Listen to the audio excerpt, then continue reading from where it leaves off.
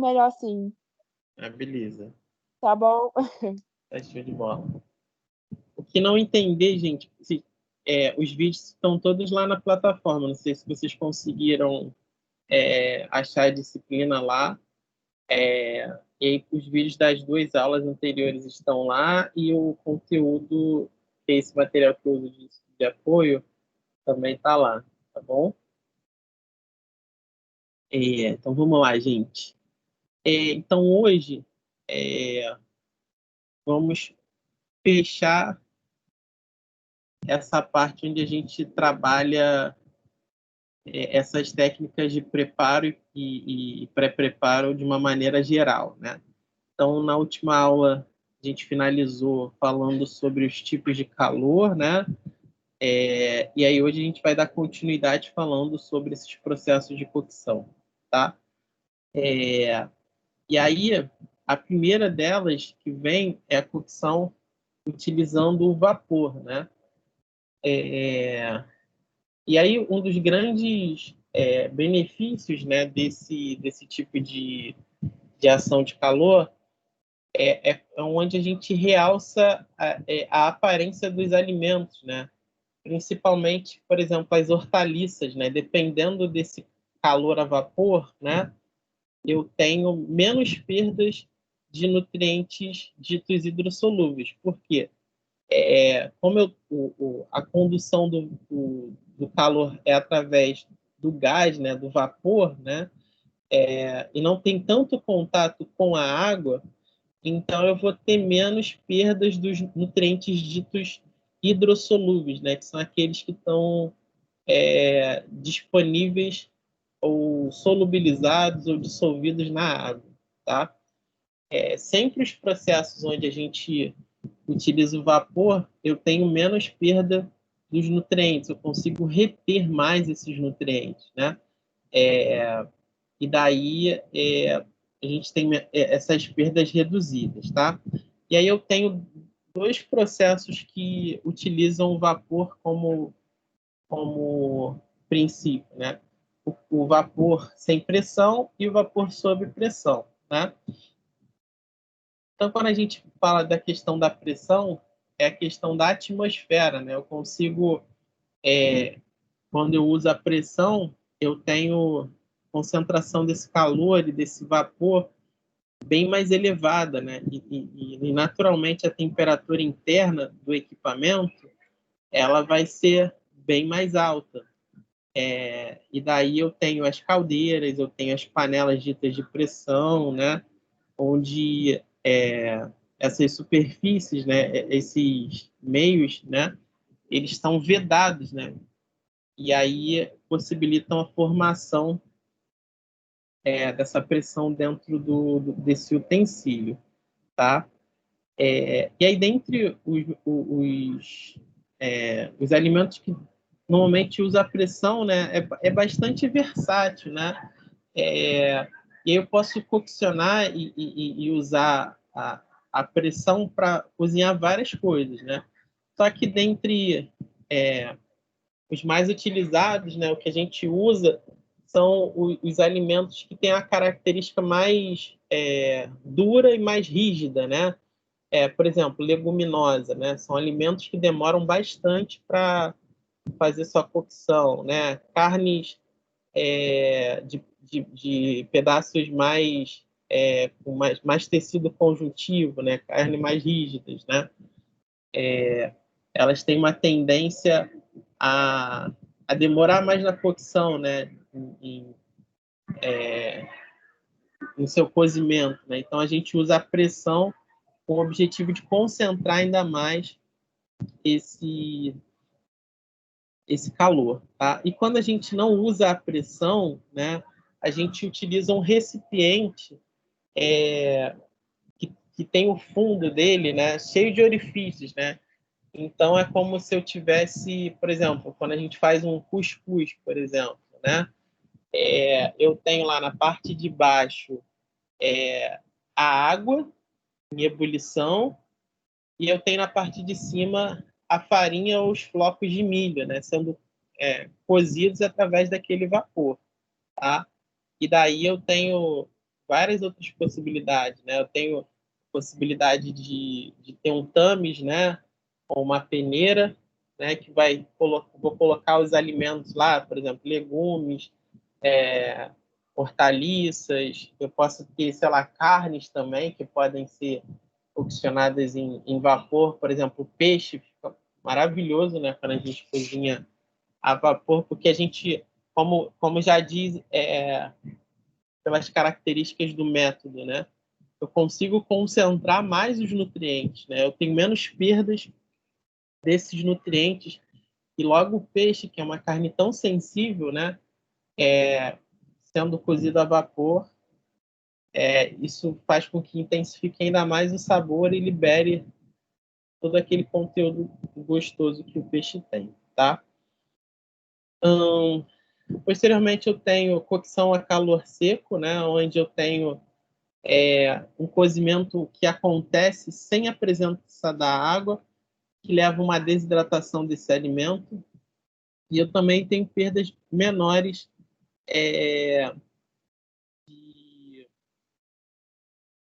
nessa cocção, tá?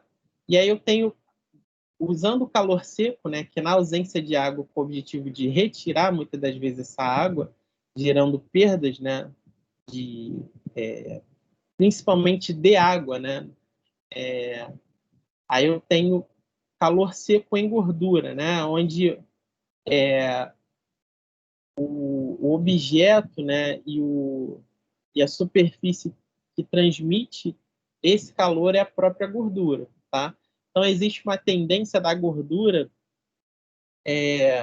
ou em temperaturas onde eu uso uma banha, né, que ela atinja temperaturas muito superiores dos processos que utilizam somente o vapor ou a água, né, como meio de transmissão, né? Porque, como todos nós sabemos, a água ela tem uma temperatura limite que ela se vaporiza ou que eu consigo chegar uma temperatura, né? Que é a temperatura de 100 graus, né? Exceto nas situações onde eu tenho uma pressão ali sendo exercida. E onde eu tenho uma pressão, eu consigo concentrar aquele calor dentro daquele recipiente, né? Então, que é uma pressão controlada, né? Tanto que panela de pressão ou caldeira tem uma válvula que controla esses gases, né? Então, a pressão interna ela é controlada através dessa válvula.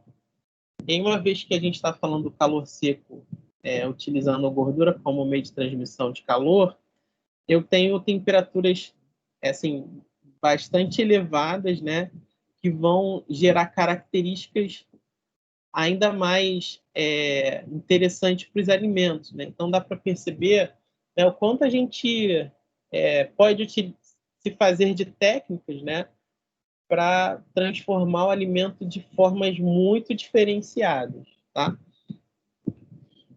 Então aí eu tenho 3 métodos interessantes que a gente utiliza a gordura, né? Eu tenho a fritura, que é o mais comum, né? Que é o que vocês todos conhecem, né? Tem aí o salteamento, né? Que é o saltear, né? Acredito que vocês também conhecem um pouco dessa técnica, né? Uma técnica que eu uso pequenas quantidades de gordura no alimento, né? Onde eu faço um movimento constante desse recipiente, ou dessa panela, dessa frigideira, né? Sem que eu mexa ou revolva os alimentos através da força de um utensílio, né? Eu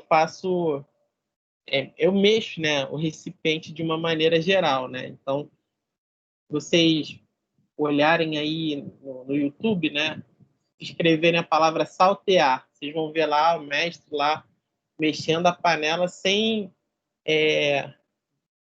mexer muito através de utensílio, né? O próprio movimento do recipiente é que faz esse processo, né? MasterChef tem um monte. Tem um monte, né? Vários processos.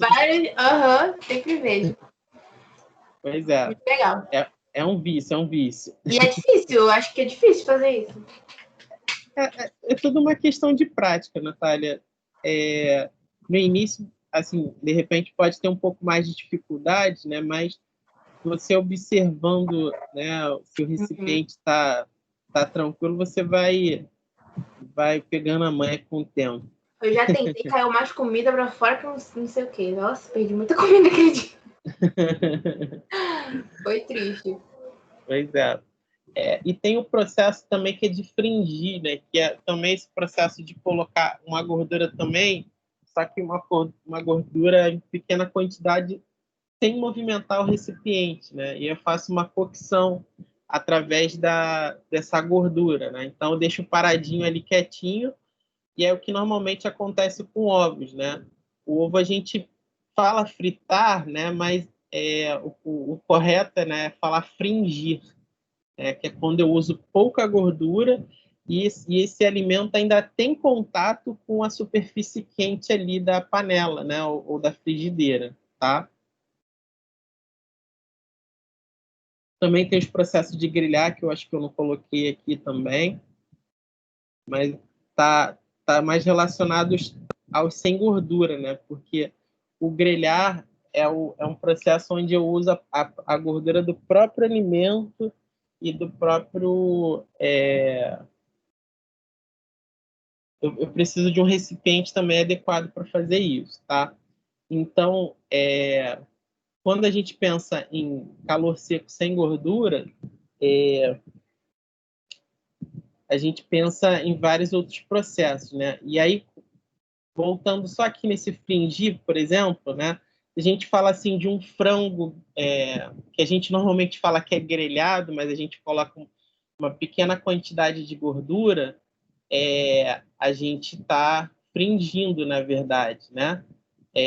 Sei lá, se eu estou falando de um hambúrguer numa chapa e eu preciso colocar uma pequena quantidade de gordura, mas eu coloco naquela chapa para que aquele alimento não agarre, né?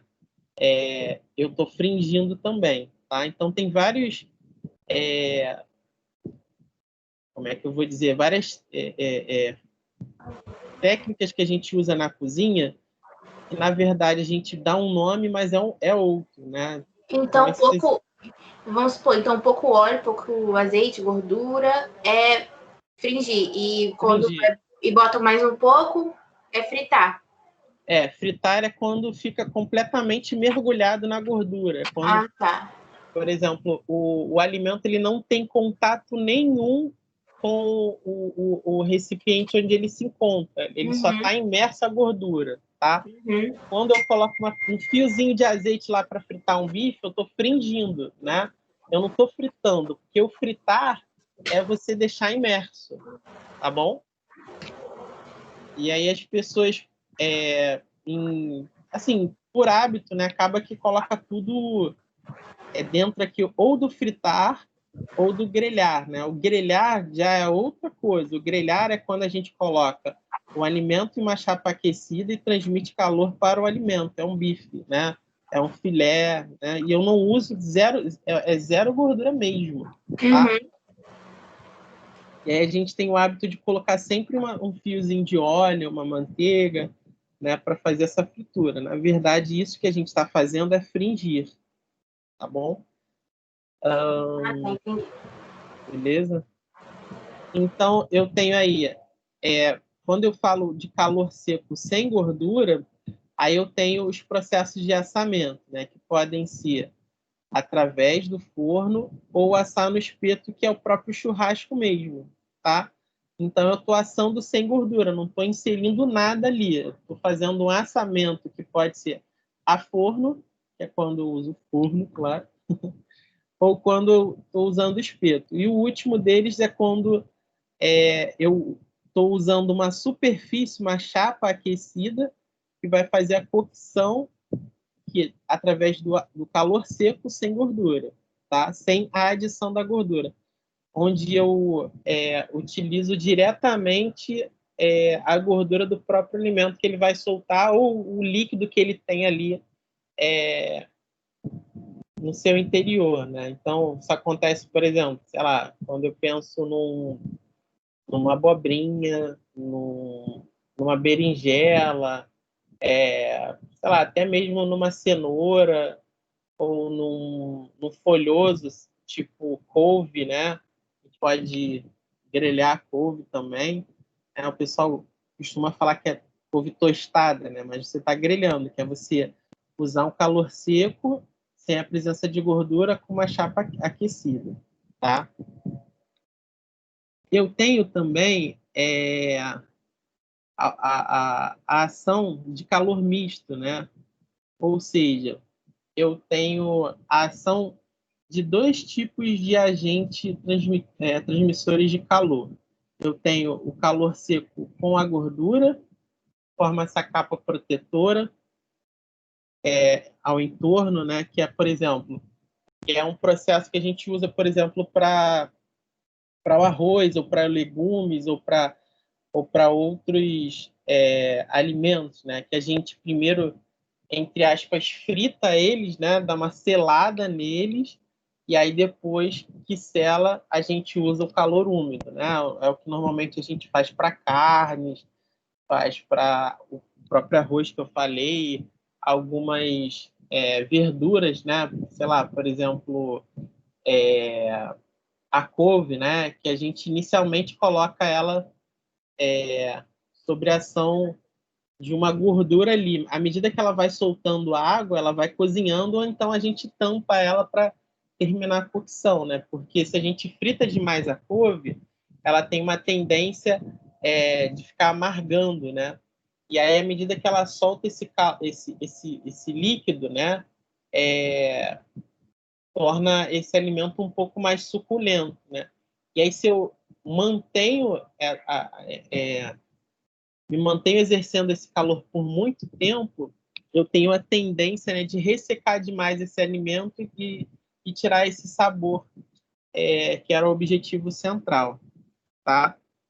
E daí a gente vai colocando calor úmido aos pouquinhos. É o que acontece, por exemplo, quando a gente está fazendo uma carne de panela, né?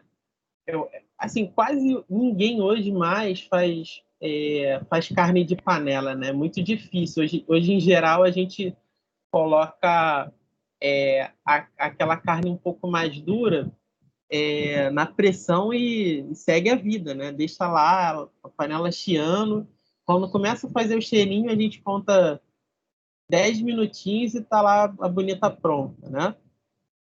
Acho que quase ninguém mais faz isso, né? De fazer carne de panela. Tem gente que ainda fala que a carne que vai na pressão é a mesma coisa da panela. Gente, é uma diferença absurda de sabor. A carne de panela fica muito mais intensa e muito mais saborosa que a carne que vai na pressão.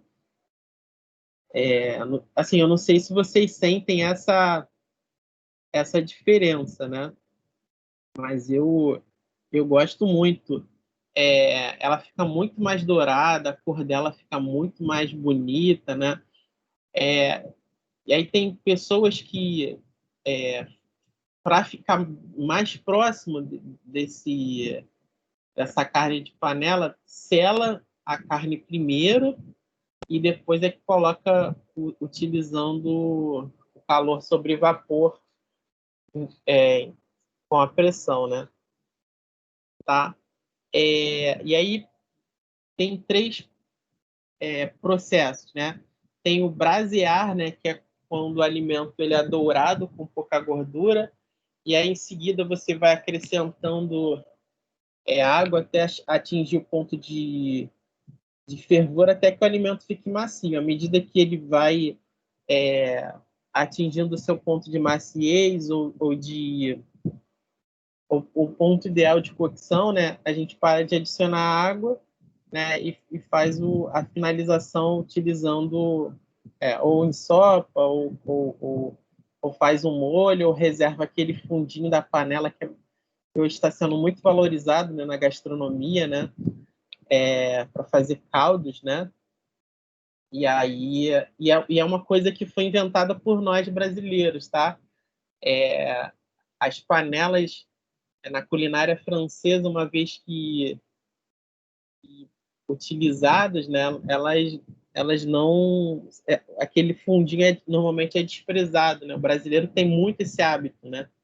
Então, é um hábito que foi incorporado muito aqui do Brasil. Porque lá na França, né, na Espanha, né, nos países que a culinária é mais vanguarda, né, existe uma tendência de valorização de caldos, né? Esses caldos são curtidos, né, através da cocção de legumes, né, da própria carne. E aqui no Brasil a gente trouxe o fundinho de panela, né? Tem um nome, eu vou recordar nas próximas aulas para vocês, qual é esse nome, tá? Aí tem esse processo de brasear, tem o refogar, né, que é o que é um nome bastante familiar para vocês, né? É quando a gente frita em gordura e termina a cocção no vapor. E o último é o processo de ensopar ou de guisar, né? Que é o uso de uma gordura quente e uma quantidade de líquido suficiente, né, para terminar essa cocção até que fique um molho bastante encorpado, tá? E o último desses processos que a gente falou, na verdade, que a gente tem por falar, né, é o processo de gratinar. Nossa, esse aqui é o mais lindo de todos, né? Então, ele é um processo que eu crio uma crosta, né, na camada externa do alimento, né, através de calor seco, né? E daí, essa crosta, ela é sempre feita através da cobertura de um molho ou uma base de queijo, né? Que pode também conter uma crosta também que pode ser de farinha, de açúcar ou de outros alimentos que tenham características de caramelizar, né? Então, aí a gente tem várias reações que têm essa característica, né? A reação de Maillard, a reação de caramelização, escurecimento, reações de escurecimento não enzimático, né? Então, tem por característica fazer essa gratinação através dessa crostinha que fica do lado de fora, né?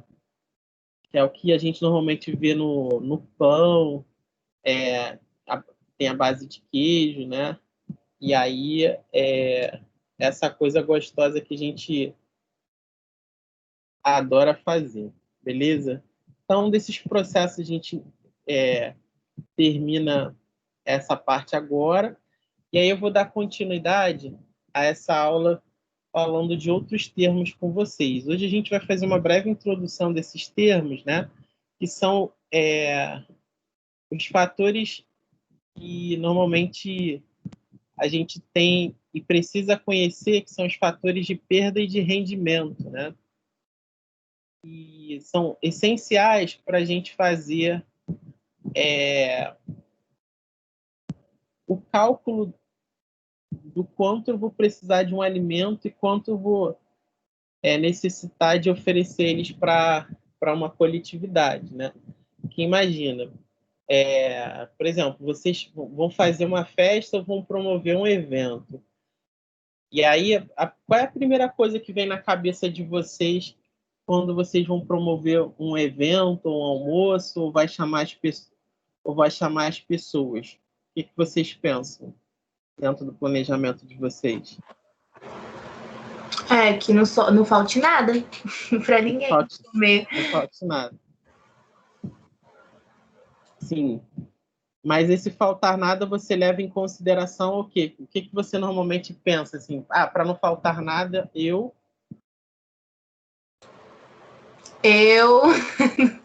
vou contar quantas pessoas vai, sei lá. Exatamente, mas é isso mesmo. Ah, tá. Você vai pensar sempre quantas pessoas vão participar do seu evento, certo? É o número de comensais, né? E Sim. aí, uma vez que a gente pensa no número de comensais, qual é o outro aspecto que a gente precisa saber? Eu não sei. Faço ideia. Hã? Não sei. Se, por exemplo, ó, for o Daniel, o seu evento, vai o Bruno, nosso professor, vai eu, vai um pessoal que come muito. Você vai pensar em comprar a mesma quantidade de comida se você fosse convidar a Nicole, a própria Márcia, a Maria, né? Uhum. Qual dos dois grupos você compraria mais comida ou pensaria em comprar mais coisas? É o grupo de vocês, O grupo dos rapazes, né? Em geral, o homem come um pouco mais, né? Uhum. Certo? Apesar e aí, que eu como mais ou menos a mesma coisa.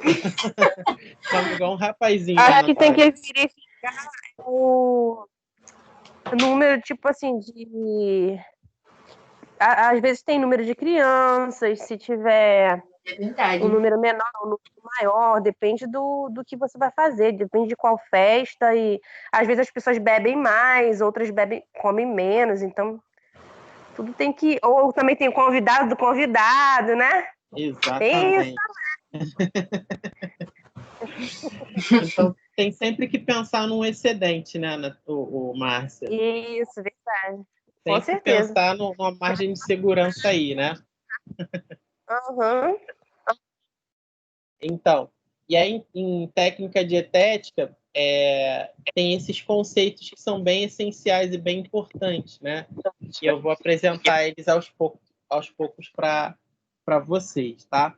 Então, a gente vai começar aqui com o peso bruto e o peso líquido, tá?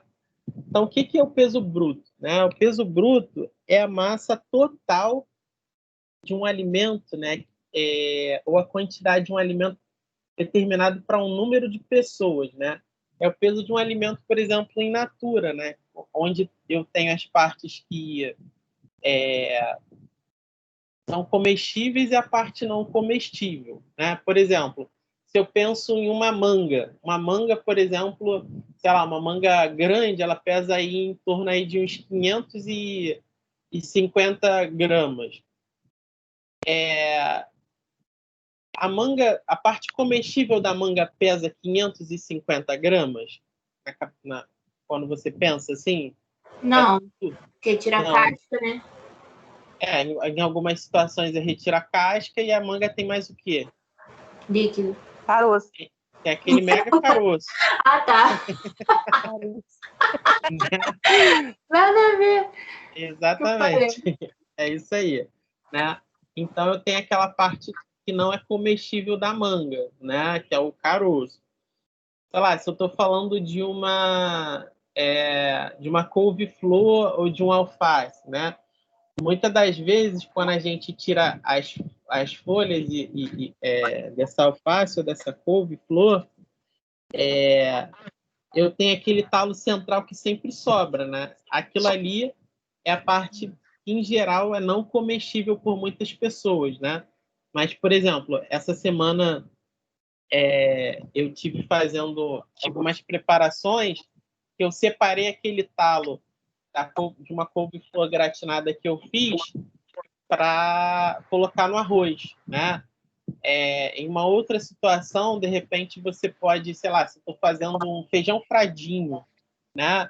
E eu não quero utilizar aquele talo grande lá só para o arroz. Eu posso pegar aquele talo grande, cozinhar junto com o feijão lá na panela de pressão, cortadinho em miúdos, e também oferecer também junto com o feijão fradinho, né? Então, a gente está fazendo aí um reaproveitamento integral dos alimentos, tá? Só que aqui, no caso, a gente está falando de peso bruto, né? Que é quando que são as partes não comestíveis e comestíveis de um alimento, né? É o peso real do alimento sem tirar cascas e as sementes, beleza? Além disso, tem o peso líquido, né? Que é a quantidade de um alimento cru e limpo para um determinado número de pessoas, né? Que é o alimento sem as partes comestíveis, né? O peso líquido pode ser um alimento pronto para o seu consumo. De repente, se a gente pensar aí no peso líquido de um alimento, a gente pode pensar aí, por exemplo, em uma cenoura descascada, em uma batata descascada, Só in uma natura, manga. professor? Oi?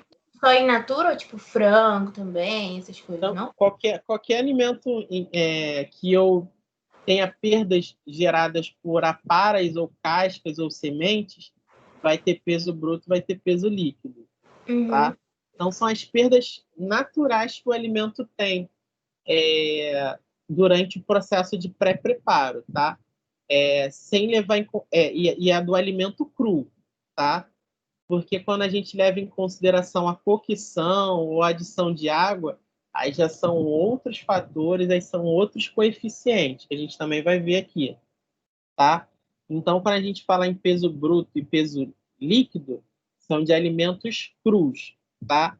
No caso do peso bruto, é o alimento íntegro, o alimento inteiro, e o peso líquido é o alimento cru, limpo, sem as partes não comestíveis, ou seja, sem as aparas, se eu estou falando de uma carne, sem as cascas, sem as sementes, se eu estou falando de vegetais.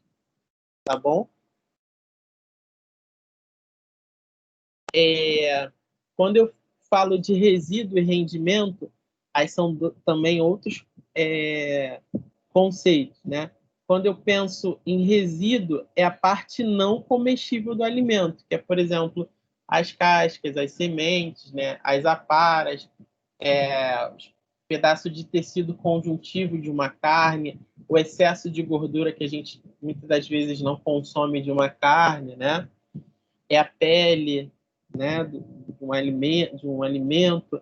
Sei lá, se eu estou falando de um alimento, de um frango que foi abatido na minha casa, né? Porque normalmente a gente só pensa no alimento semi-limpo, né? Um frango inteiro já sem as penas, né? Então, se a gente pensar, seria as penas, seria a pele ou couro de um animal, né? Se a gente pensar assim, durante o processo de abate a gente tem aí vários resíduos que são gerados aí desse abate, tá? Só que a gente, quando compra do mercado, já vem semi-limpo, então o que normalmente tende a sobrar, né, são as aparas, as peles, né, o excesso de gordura. Tem o rendimento, né, que é o peso final de uma preparação após a adição de todos os ingredientes que esse alimento tem, né? Que aí inclui o molho, os caldos, né? Os condimentos, né? E aí daí leva em consideração já o fator térmico, né?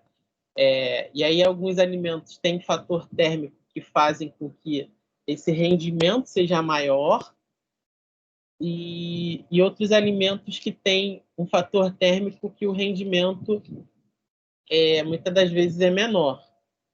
Vocês saberiam dizer exemplos onde o rendimento é positivo e o rendimento de um alimento é negativo? Vocês saberiam me citar? Exemplo, quando você come uma quantidade de frango, aí ele mingua, tipo isso que você quer dizer? Exato, exato. Tá? Então, o frango ele tende a perder líquido. Geralmente, todas as carnes, né? Elas tendem quando você pesa ela no início e no final, ela tem um peso diferente, né? Grande parte das vezes inferior ao que você pesou no início, tá? Positivo, o que vocês pensam aí de rendimento quando ele é positivo? Eu não sei. Arroz, feijão, sei lá. Arroz, Eu feijão, acho. isso aí, Márcia. Perfeito. Principalmente parboilizado. O arroz parbolizado, né? Então, o arroz, ele quando após a cocção, ele tende a duplicar ou triplicar o peso dele ao final dessa cocção, né? Então, uma das primeiras coisas que a gente aprende quando vive a vida de solteiro e vai casar é que a quantidade que eu cozinho de arroz não é a mesma quantidade que eu vou comer no final, né? E aí tem tendência das pessoas que são menos experientes, né, de cozinhar 1 quilo de arroz achando que vai comer 1 quilo de arroz, mas no final tem um panelaço de arroz lá daquele 1 quilo, né? E a gente, às vezes, coloca um pouquinho de arroz, ele dobra ou triplica de tamanho ao final. Porque quando eu exerço esse calor, né, eu gero uma reidratação desse alimento e ele absorve a água daquela cocção ali, tá? Um outro termo a gente chama de porção, né? Então, a porção ela é definida como a quantidade de um alimento preparado para uma única pessoa. Ou seja, né? Então, se eu penso assim, eu vou comprar, sei lá, quantos somos aqui na sala agora? Deixa eu ver aqui. Somos em 6, né? Então, eu vou fazer uma preparação, vou fazer um cachorro quente para a gente numa sexta-feira, né? Sexta-feira é dia da gente fazer alguma coisa diferente, né? E daí, fazer um cachorro quente aqui, vou pensar em comprar aqui, sei lá, 12 pães, né? 12 pães vai dar 2 pãezinhos para cada um, né? Então, qual é a nossa porção de pães que vai ser para cada um? Vai ser 2, né? Que é a quantidade de alimento preparado para uma única pessoa, tá? Então, é a divisão do que rendeu pelo número de pessoas, tá? Então, sei lá, eu cozinhei 1 quilo de arroz, né? Esse 1 quilo de arroz a gente vai dividir para as 6 pessoas que estão assistindo aqui a aula. Então, a porção de arroz que vai ser para cada um precisa ser igual, né? Que é uma divisão por pessoas, né? Então, eu vou pegar esse 1 quilo e dividir por 6, tá? E aí essa divisão vai me dar a porção, né? E aí está aí bem na definição aí, que é obtida pelo rendimento dividido pelo número de pessoas para a qual foi feita a preparação, tá? Então, quando a gente pensa aí numa ficha técnica ou em uma preparação que eu nunca fiz ou que eu vou ver lá uma receita que eu peguei lá na internet, né? E aí a primeira coisa que a gente tem que pensar é o rendimento em porção que aquela preparação lá vai me dar, né? E aí, sei lá, vou fazer um doce, fazer uma torta holandesa, né? E aí tem lá a lista de ingredientes lá da minha torta holandesa. E aí tá falando lá que o rendimento em porções é 6. Pô, 6 é o ideal, porque tem 6 pessoas aqui, então, pô, para mim tá ótimo, né? Então é uma porção que vai agradar e vai ser suficiente para todos comerem igualmente daquela torta holandesa. Mas, por exemplo, essa mesma preparação que tem um rendimento em porções para 6 pessoas, e aí chegou o Daniel e chegou a Tatiane na sala aqui, eu acho que não vai dar não, né? E aí o rendimento em porção vai tender a ser o quê? Um pouco menor, né? O tamanho da porção e a gramatura da porção ela vai reduzir porque eu vou precisar dividir para mais pessoas, né? Então, todos esses dados, todos esses cálculos, eles precisam ser levados em consideração em que situação? No planejamento de refeições, tá? E aí, quando a gente pensa assim, eu vou comprar 1 quilo de frango para as 6 pessoas que estão aqui, eu tenho que levar em consideração que o frango ele tem as aparas, ele tem a pele, tem as perdas naturais do frango só no pré-preparo, né? Que é o alimento cru. E aí, no final disso tudo, eu peguei lá no mercado 2 quilos de frango. E aí, ao final da limpeza desse frango ainda cru, eu tenho aí, sei lá, 1,3 kg de frango, né? E aí eu vou ter aquele 1,3 kg de frango, e aí vou cortar ele lá nos meus pedaços, nas partes mais nobres e menos nobres, para oferecer para a galera aqui. E aí vou cozinhar, né? Vou fazer a cocção. E aí, sei lá, vou assar esse frango, vou ensopar esse frango, vou somente fringir ou fritar esse frango, né? E aí todas os processos que envolvem calor, no caso das carnes, eu tenho que redução do peso, né? Então eu tenho aí o fator que a gente chama de fator térmico, né? Envolvendo aí. Então eu vou ter um tamanho de porção ainda menor, né? Então tudo isso deve ser levado em consideração nesse planejamento, tá? De refeições. Ali da observação. Então a porção ela pode ser do alimento cozido ou não, né? Os alimentos crus têm uma porção igual ao per capita, enquanto os alimentos submetidos à cocção pode tê-la maior ou menor que o per capita, né? De acordo com o seu comportamento no calor, né? Que é o que eu falei, né? Uma porção para uma pessoa de um alimento cru é uma, e dos alimentos que são cozidos é a outra, né? Porque o alimento pode render positivamente, né? Que é o caso das leguminosas, né? Dos cereais, ou eles podem ter um rendimento negativo, que é o caso das carnes e dos alimentos que tendem a perder líquido, tá? Eu tenho também um fator que a gente chama de densidade, né? Que é a relação entre uma massa de um alimento, né? Que é o tamanho dele, né? E o volume que ele ocupa por uma preparação, né?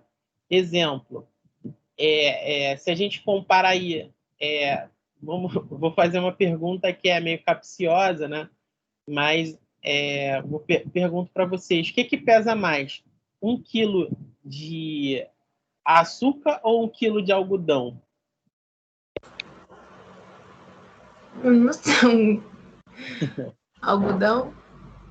Porque algodão tem como espremer, aí cabe mais. Não, nada a ver. Ih, sei lá. Ó, o que pesa mais? 1 quilo de algodão e 1 quilo de arroz? É 1 quilo, né? É a mesma coisa, né? Igual. É o mesmo quilo idêntico, só que o arroz ele cabe num saquinho desse tamanho e o algodão, de repente, eu teria um hiper saco, um saco enorme para colocar ali 1 quilo daquele algodão. Então, quando a gente pensa em densidade, é exatamente essa relação entre a massa que um alimento, um objeto possui,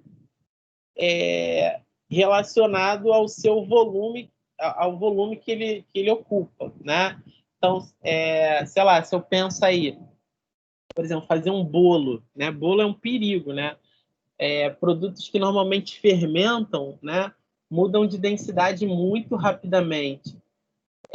Fiz lá 500 gramas de massa de bolo, né? É bem pouco, né? Mas sei lá, eu tô quase transbordando lá a minha forma. Quando eu levo ele para o calor, essa densidade, essa massa, ela vai mudar, porque ele tende a inflar através lá da fermentação, né? E aí ele aumenta de volume, né? É o mesmo bolo? É o mesmo bolo, só que aumentou de tamanho, né? Então eu tenho uma tendência aí à modificação dessa densidade, tá? Então, quando a gente pensa na questão da densidade, a gente é um dos principais fatores na escolha aí dos nossos utensílios e dos equipamentos que vão ser utilizados, né? É um negócio que a gente chama de dimensionamento, né? Então, por exemplo, se eu quero fazer uma feijoada, eu vou usar uma frigideira para fazer feijoada? Não, né? A feijoada é para quantas pessoas? É para 2 pessoas. Então, pô, vou usar uma panela de pressão, de repente, aí de, sei lá, 5 a 7 litros. Pô, é o suficiente. Não. É uma feijoada para 10 pessoas. Então, vou pensar em, de repente, fazer a cocção das carnes dessa feijoada em panelas diferentes e, ao final dessa cocção, vou juntar tudo num caldeirão, né? Ou numa panela maior, né? Num panelão, né? Então, os utensílios eles dependem muito do volume dos alimentos, da densidade e do tamanho e a quantidade de pessoas que eu estou falando, tá? Uma vez que a gente também conhece a massa total, né? Ou seja, né? O número de porção, o tamanho da porção e o número de clientes, a gente pode entender o volume que elas vão ocupar dentro da minha cozinha ou dos utensílios que eu utilizo, tá? Então, a gente precisa sempre quantificar e dimensionar os equipamentos e utensílios que vão ser adquiridos na nossa UAN, tá? Geralmente, a gente, quando chega na UAN, já está tudo pronto lá, né? A cozinha já existe antes da gente, existe naquele espaço, né?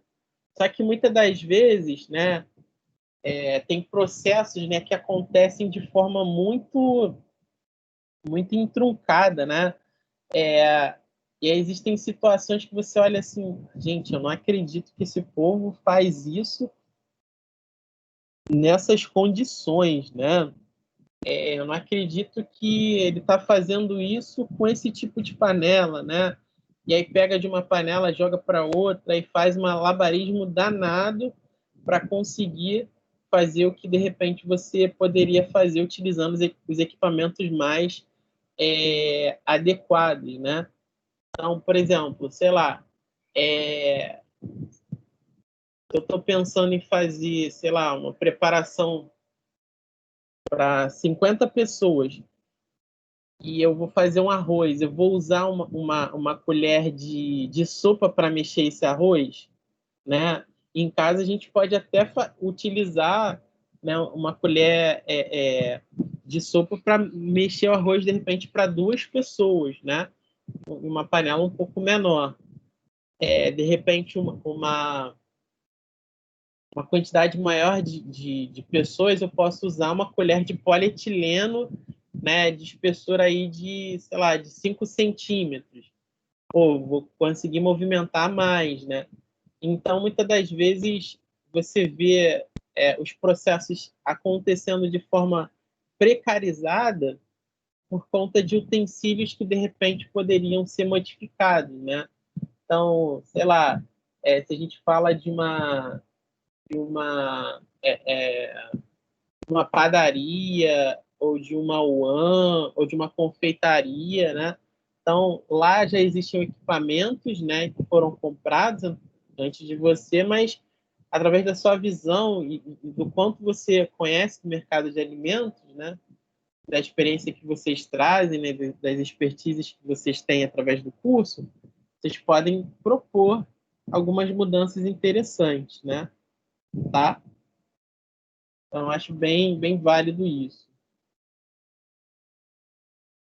E daí, a gente vai falar nessa parte da aula até a nossa conclusão, até 8h30, desse termo que a gente chama de IPC, né? Que é Indicador de Parte Comestível.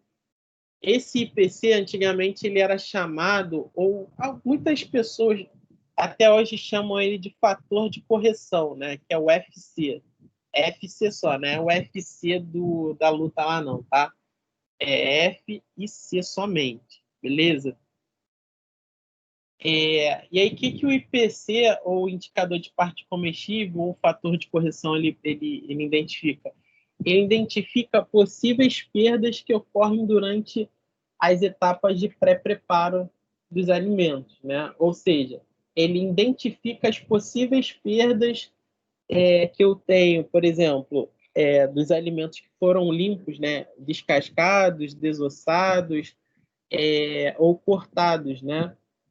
E aí ele é uma constante, né, para cada alimento. Então, todo alimento tem um fator de correção ou um IPC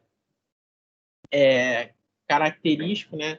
Existe uma tabela, né, que Nas próximas aulas eu vou disponibilizar para vocês poderem fazer consulta, para vocês poderem conhecer todas as perdas naturais que o alimento tem e identificar possíveis falhas no planejamento de compra, né? Porque a gente pensa assim, poxa, eu vou lá no mercado, eu vou comprar 1 quilo de batata, né? Mas, depois que essas batatas são descascadas, eu vou ter uma quantidade menor de batata, né? Eu vou ter lá, sei lá, 700 gramas de batata, 750, né? Então, no final, eu vou ter um rendimento menor, porque eu desprezei essa parte não comestível, né?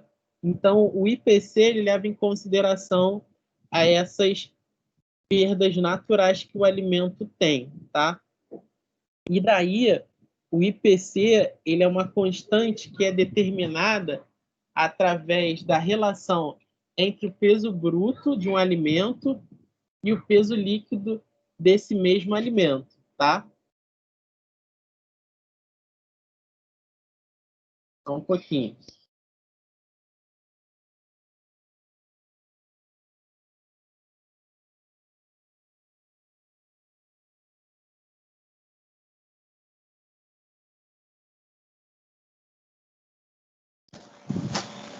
Então, se é uma relação entre o peso bruto e o peso líquido, né, eu posso fazer um cálculo, né? Na verdade, o indicador de parte comestível como diz aí na definição, é uma constante, né? E é uma constante que é baseada em quê? Da relação entre o peso bruto e o peso líquido, tá? Então, como é que eu faço para calcular o IPC de um alimento, né? O IPC de um alimento, como eu falei anteriormente, é a relação entre o peso bruto e o peso líquido de um alimento. E é sempre calculado em gramas, né? Então, se, por exemplo, no enunciado vier falando em quilos, eu sempre vou transformar para gramas, tá? Então, eu gosto sempre de transformar esse cálculo do IPC em algo prático e, na verdade, mostrar a sua aplicação no nosso dia a dia, tá? Então, eu sempre uso exemplos, né? Então, primeiro exemplo aí. Compramos 2.000 gramas de abóbora, que equivale a 2 quilos. Depois de limpo, verificamos que temos apenas 1.000 gramas de abóbora, tá? Então, como eu tenho essa fórmula aqui, né? Qual é o peso bruto da abóbora? O que é o peso bruto mesmo, que eu falei? É o peso com casca, com caroço, com tudo. Só que eu não sei fazer essa conta ainda não. Calma aí. Isso, né? É o peso do alimento íntegro, né? Uhum. Então, quando a gente compra, geralmente é o alimento no seu peso bruto, né? Então, por exemplo, aqui quando eu vou na feira, que eu tenho essa imagem aqui da abóbora, é essa abóbora com casca e as sementes, tá bom? Então, é o peso bruto dessa abóbora, tá? E aí, uma vez que eu tiro as cascas e as sementes, eu vou ter aqui 1.000 gramas de abóbora, tá certo? Então, como é uma relação aqui entre um e outro, deixa eu ver aqui se eu consigo colocar algum recurso aqui. Foi metade do produto que foi perdido, foi isso? Foi metade do produto que foi perdido. 1 quilo Beleza. que ficou. 1 quilo que foi perdido. Só que existe muita coisa, né? Só que quando a gente pensa em cálculo de rendimento de um alimento, a gente não vai falar de perdas em quilos, não vai falar em perdas relacionadas a somente as aparas. A gente fala que o fator de correção daquela abóbora, ou o IPC daquela abóbora, é muito alto, né? Então, se a gente tem aqui que o IPC é uma relação entre peso bruto e peso líquido, eu tenho aqui 2.000 dividido por 1.000, que é o quê? 2.000 é o peso bruto, né, que é o peso quando eu comprei a abóbora, e 1.000 é o peso da abóbora descascada, que é a abóbora limpa, que é o peso líquido. Então, eu faço a divisão de um pelo outro, eu vou ter um FC ou um IPC de 2.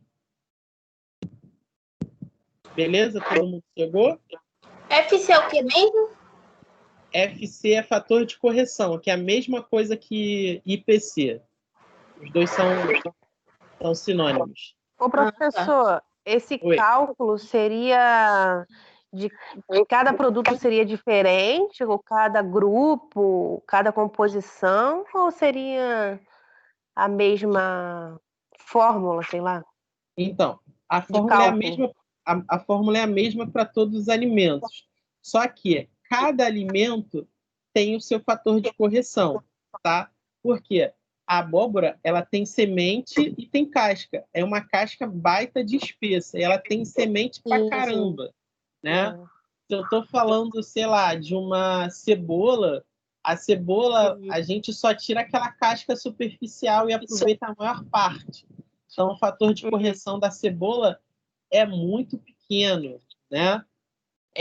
Se eu estou falando, por exemplo, sei lá, de um tomate, também há outro fator de correção, porque tem uma pele muito pequena e o resíduo da parte interna, que são aqueles carocinhos, aquelas sementes, também são Sim. muito pequenininhos, né? A batata também, né? É um alimento que tem um fator de correção que é variável, né? Se eu corto uma batata, eu tenho um fator de correção. Se a Natália corta, ela tira metade da batata. Nossa, Ai, que horror! Mas é verdade. é melhor cozinhar ela toda, depois tirar a casca. Né? Então, se a Márcia faz a preparação da batata, já é outro fator, né? Só que existe uma tabela de fatores de correção, né? Que foi determinada por um livro, né? Por uma autora, que é a Lancelotti Ornelas, e aí ela agrupou todos os alimentos dentro dessa tabela, tá? Então, tipo assim, deixa eu ver se eu entendi. Deixa eu ver aqui. Pode falar. Por exemplo, a questão da abóbora, por exemplo, seria o cálculo como se fosse assim, de uma melancia, que você também tem aquela casca grossa, de um melão, seria isso? Aqui, ó. Márcia, uma pergunta. Tu tá falando, tipo, o cálculo, a divisão, um valor dividido por um outro valor? Divisão. Ou você tá perguntando se muda de divisão para multiplicação? É tipo isso? Não. Se divide, por exemplo, Então, da abóbora a divisão, pela metade. A divisão vai ser sempre do peso bruto pelo peso líquido. Então tem que medir os alimentos, né? Isso, tem que pesar o peso inicial e depois o peso final. Então, a batata com as cascas, e depois que eu termino, eu vou pesar só a casca. E aí vou tirar a diferença da casca para aquela batata que já tá que estava com a casca já, entendeu? Calma aí, então você tem que medir a casca e não a batata pelada? Melhor é medir a batata pelada, né? Ah, tá, entendi. Tá? Então, é o peso bruto do alimento com cascas e sementes ou aparas e do alimento final, que é sem essas aparas. Eu peso o alimento final, tá? Pesa e pesa ele pronto depois, é isso? Não é. Em todas as situações é ele cru. Quando a gente fala de fator de correção, é sempre do alimento cru, tá? Que são os processos de pré-preparo. A gente está falando aqui dos fatores de pré-preparo, tá? Que são quando o alimento ainda está cru. Quando eu penso em peso bruto e peso líquido, é sempre o alimento cru, tá? Beleza? Então, aqui, por exemplo, essa tabela aqui reúne vários fatores de correção. Por exemplo, da cenoura, da chicória, né, do chuchu, tá? Então, aqui tem vários fatores de correção. Por exemplo, da carne bovina, pescado. Geralmente, as farinhas elas têm fator de correção porque não tem apara, não tem nem perdas significativas, né? Porque ela não tem casca, né? Então, o fator de correção de farinha geralmente é 1. E aí cada alimento tem o seu próprio. Como vocês podem ver aqui na tabela, cada alimento tem um fator de correção. Tá bom? Eu acho que o meu celular vai descarregar. Não vou conseguir carregar ele. Mas vocês estão me ouvindo? Sim, sim. Eu tô ouvindo, mas tá bem falhado. Tá falhando? Uhum. Deixa eu Tô falhando. aqui. Melhorou? Eu vou depois da aula, acho que vai dar para saber. Deixa eu só fechar aqui. Voltar lá para...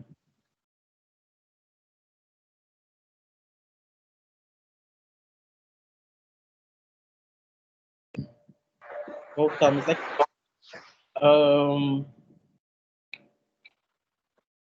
Vamos lá. Então, aqui a gente tem o peso bruto, né, que é o alimento íntegro, né, o alimento com as cascas e sementes, e o peso líquido é desse alimento somente com a parte comestível, né, do alimento. Tá bom?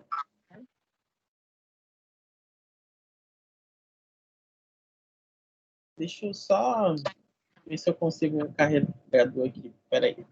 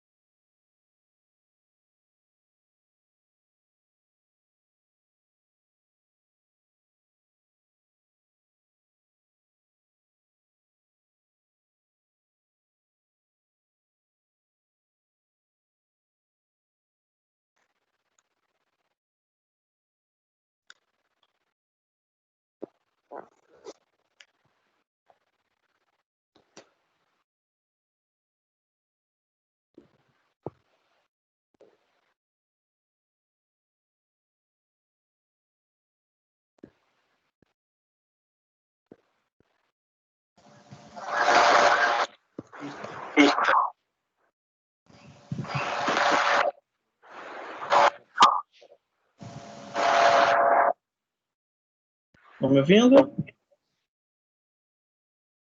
Sim. Sim. Então, e aí pensando nesse PC, né, que é a parte indicador de parte comestível, então cada unidade produtora de refeição ela deve estabelecer sua tabela de IPC de acordo com algumas características. O exemplo que eu mostrei daquela tabela ali é uma tabela feita por uma autora que agrupou e reuniu fatores de correção de vários alimentos, né? Mas que na prática, muitas das vezes a gente não consegue manter aquela média que aparece nessas tabelas. E aí cabe, muitas das vezes, cada unidade manter o seu padrão de parte comestível de um alimento, né? Porque, por exemplo, o que é fator de correção de uma carne para uma determinada cozinha, para outra não vai ser, porque depende muito do padrão de alimentos que eu estou falando, né?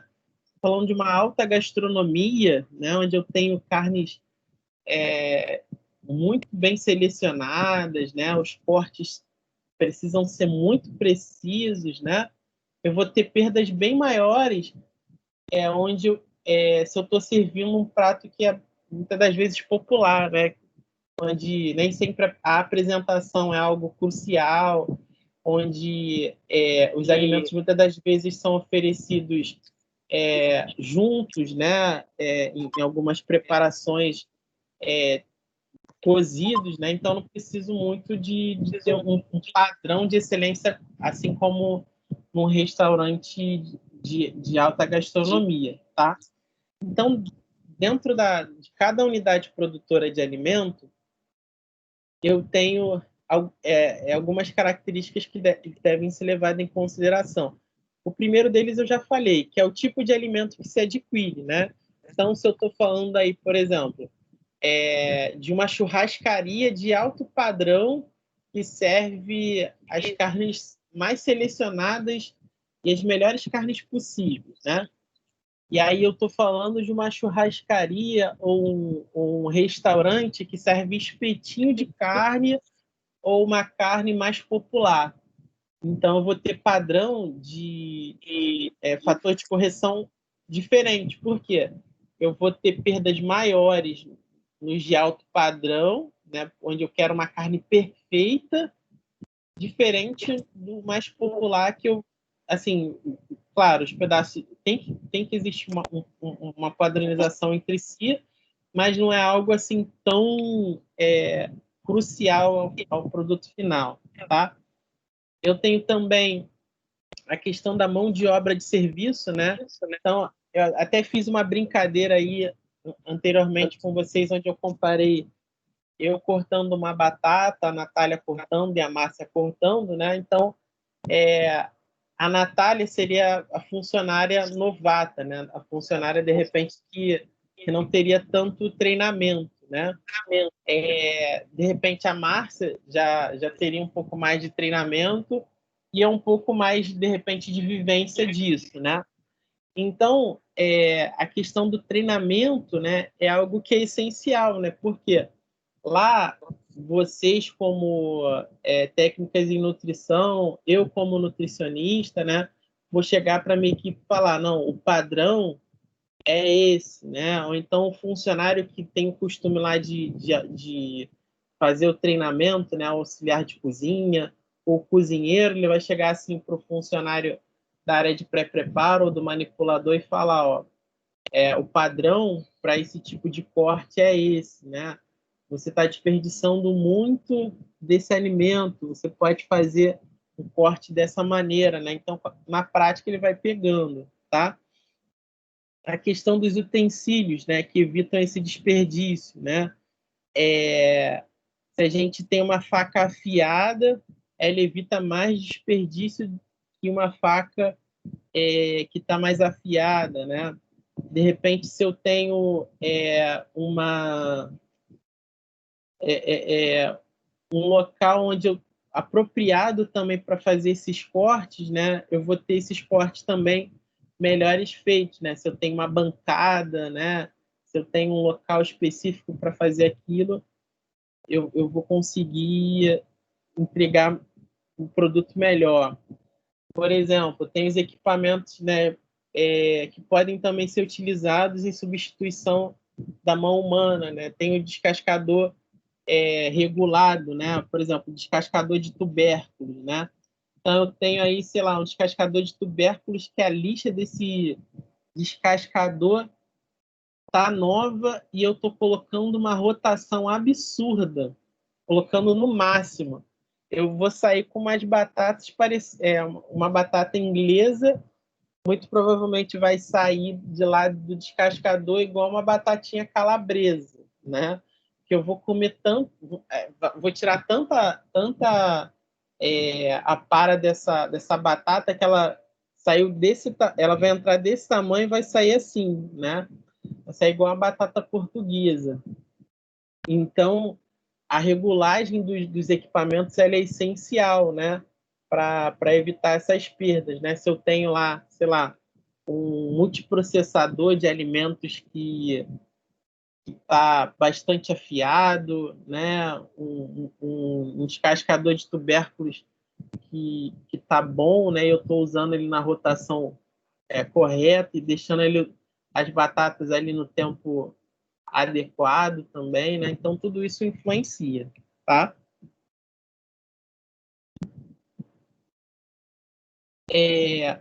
E daí esses indicadores eles incutem em algumas incorreções, né? Qualquer falha, né, nesse processo de conhecimento desses fatores, desses indicadores, né? Eu tenho desperdício, eu tenho aumento nos custos, eu tenho um superfaturamento na aquisição, ou seja, eu vou precisar comprar muito mais do que eu precisaria se eu tivesse essa unidade na minha mão, né? Os funcionários treinados, equipamentos funcionando, toda a infraestrutura também me auxiliando para isso, com os utensílios adequados para tanto, né? Então, se eu não consigo controlar todos esses fatores que a gente falou anteriormente, né? Que são aí, ó. Caramba, volta.